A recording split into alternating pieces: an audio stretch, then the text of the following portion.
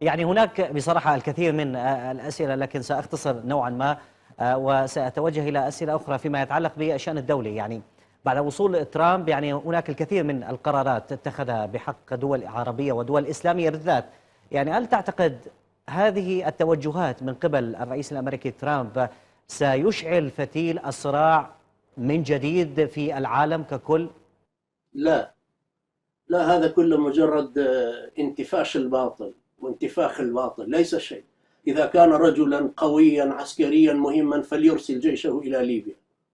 ألم يحرقوا سفارته في ليبيا؟ ألم يقتلوا القنصل والرجال الدبلوماسيين في ليبيا؟ فليرسل شجعانه إلى ليبيا ولنرى أسود الإسلام في ليبيا كيف يواجهونه، أو أي مكان آخر. أخي الكريم، إن الاستعمار الغربي فشل في بلادنا عسكريا وتخلت عن بلادنا وذهبت، ولكن بقت المخابرات والأجهزة. الآن أجهزة المخابرات الدولية والسياسات الدولية أيضا فشلت في استعباد بلادنا. النهوض الآن نهوض جماعي لأمتنا من أندونيسيا إلى المغرب بتوجهاتهم المختلفة.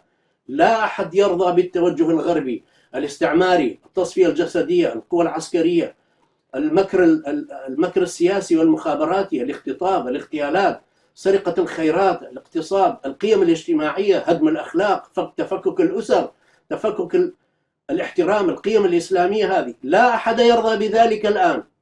عورتهم كلها واضحة للبيان. ترامب ماذا يقول؟ ماذا يستطيع أن يفعل ترامب بوجه من يؤمن بالتوحيد والجهاد؟ والله لو دخل ترامب بكل قوته، دخل العراق من جديد وترك الأكراد والسنة العرب، الشيعة وحدهم يطردونه.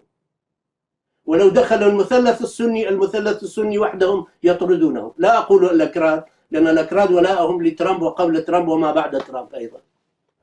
طيب.